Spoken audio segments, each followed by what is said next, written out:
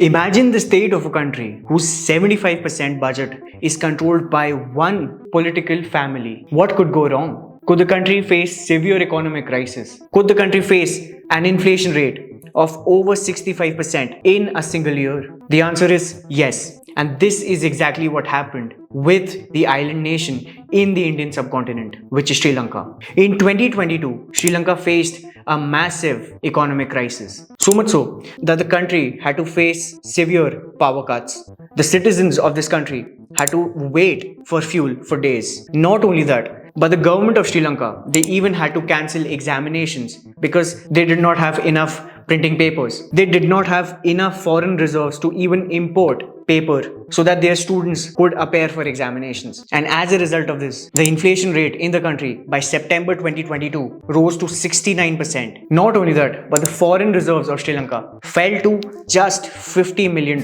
And as a result, the country defaulted for the very first time on its debt payments. But how did Sri Lanka end up facing an economic crisis? Well, there are a few reasons for the economic crisis in Sri Lanka. For that, let us understand the demographic of Sri Lanka. Almost 75% of the population of Sri Lanka is Sinhalese, which forms the majority of the population. About 11% are Sri Lankan Tamils and about 4% are Indian Tamils. So about 15% are Tamils in general. The Tamils, they've faced discrimination at the hands of the Sinhalese population. So much so that when the country got its independence in 1948, under the Ceylon Citizenship Act of 1948, Indian Tamils were not granted citizenship in Sri Lanka. And as a result of that, about 700,000 Indian Tamils were left homeless. And it did not stop there. In 1956, Sinhalese was made the national language of Sri Lanka. Indian Tamils were also removed from civil service positions and Buddhism was made the primary religion in Sri Lanka. And as a consequence, the Indian Tamils, they felt irritated and frustrated by the discrimination that was happening against them. This led to the formation of Liberation Tigers of Tamil Eelam in 1976. And soon after, in 1983, there began a civil war in Sri Lanka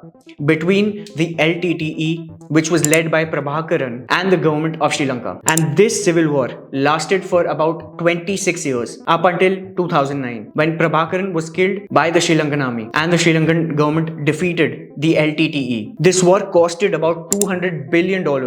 And not only that, but about 100,000 people died in this war. But this is not where the story ends. The political conditions in the last 2 decades is where things escalated for Sri Lanka. And as a consequence, Sri Lanka went through the economic crisis in 2022. Let us understand the politics of Sri Lanka and how the Rajapaksa family ruled the country and led Sri Lanka to its downfall. In 2004, Mahinda Rajapaksa was appointed as the Prime Minister of the country, and 2005 he became the president up until 2015. So for 10 years he was the president of the country, and during his tenure he appointed his brothers to government positions. It was under his leadership that the Sri Lankan government was able to defeat the LTTE, and soon after the government started to restructure their economy and infrastructure. And as a consequence, they had to borrow from other countries because the war had already costed them hundreds of billions of dollars. So they had to depend on external investment, foreign investment, and foreign debt to rebuild their economy. In 2007, Mahinda Rajapaksa, who was the president of Sri Lanka at that point of time, he made a deal with the Chinese government to construct the Hambantota port. And we will talk about that in detail in a bit. But things started to go wrong during the presidency of Mahinda Rajapaksa's younger brother, Gotabaya Rajapaksa, who became the president of Sri Lanka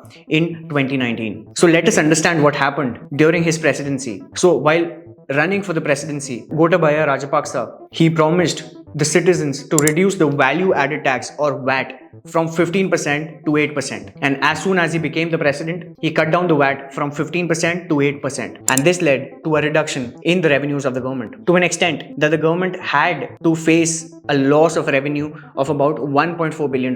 Not only that, but the government at that point decided to go all in on organic farming and banned chemical fertilizers in the country. While organic farming is good for health, and for the economy as a whole. But this was a rash decision and had a negative impact in the short run. Right after the chemical fertilizers were banned, this led to a reduction in the yield. Not only that, but as the yield reduced, the prices of food, they went through the roof to an extent that some Sri Lankan farmers, they noted that they lost about half of their crop. Sri Lanka has always been a tourist destination, and tourism has contributed about 12% to the total GDP. But a series of bomb blasts that took place in 2019, which killed about 250 people, out of which about 47 people were foreigners, coupled with the COVID-19 pandemic, the country's tourism industry was severely hit. This condition of the tourism industry was worsened by the Russia and Ukraine crisis, as not only did the food and the fuel prices shot up, but also a major part of tourism in Sri Lanka comes from Russia as well as Ukraine. Despite these economic situations, could the government not take steps to improve the conditions of the country? Well, the situation of Sri Lankan politics for the last 2 decades, as we have mentioned earlier, was different. Now, we've all heard about political dynasties and nepotism that takes place in politics. But Sri Lanka is a very rare and different case, and specifically when it comes to an independent democratic country. During Gotabaya Rajapaksa's presidency, he made his elder brother Mahinda Rajapaksa the prime minister of the country. Not only that, but he made his another brother Basil Rajapaksa the finance minister, and there was a lot of controversy around Basil Rajapaksa becoming the finance minister. Not only that, but the eldest of the 4 brothers, Chamal Rajapaksa, was the irrigation minister. And apart from these 4 brothers, their sons were also part of the government and held important positions in the cabinet ministry of Sri Lanka. And as I mentioned earlier, 3/4 of the budget was under the control of the Rajapaksa dynasty. So they were running the country as a family business rather than as a nation. And this happened in an independent, democratically elected country. Time and again, the Rajapaksa family had been accused of corruption and embezzlement of millions of dollars in offshore accounts. And during the rule of the Rajapaksa family, Sri Lanka's foreign debt rose to $56 billion.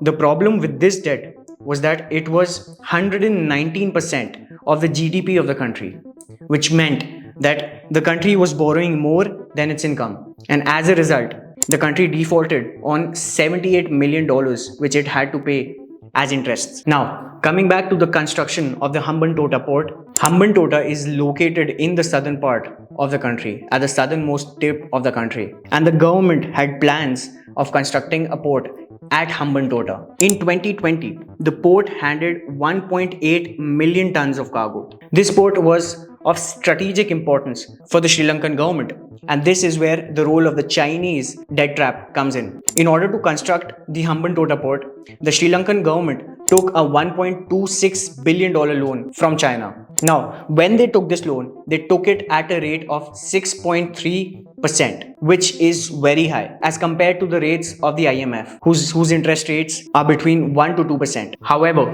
Sri Lanka was not able to repay their debt to China, and as a result, they had to lease out the Hambantota port to China Merchant Port, a Chinese company, for a 70% stake. The lease deal was made for 99 years, and the Sri Lankan government received about $1.12 billion as a part of the deal. But they did not use this amount to repay their loan. Rather, they used this amount to boost their foreign reserves in the short run. Now, why is this considered a Chinese debt trap? So, when Sri Lanka took the loan from China, China put out a condition that they had to give the contract of the construction to a Chinese company. And the company that constructed the Hambantota port was China Harbour Engineering Company. So you see, Sri Lanka took loan from China and it gave the China Harbour Company money for the construction of the Hambantota port. So the money came from China, went to a Chinese company, and through the Chinese company went back to China. And Sri Lanka still had $1.2 billion on their balance sheet as a liability, plus interest payments that it had to pay to China. And by the end of 2021, Sri Lanka owed China $7.3 billion. Now, coming back to July 2022, President Gotabaya resigned from his position and fled the country, after which Ranil Wickremesinghe was made the interim president and is also the current president of Sri Lanka. And as the Sri Lankan people took to streets to protest against the government, all the major ministers, specifically from the Rajapaksa family, had to resign from their positions. Now, Looking at the current situation of Sri Lanka, it is in a better position than it was last year.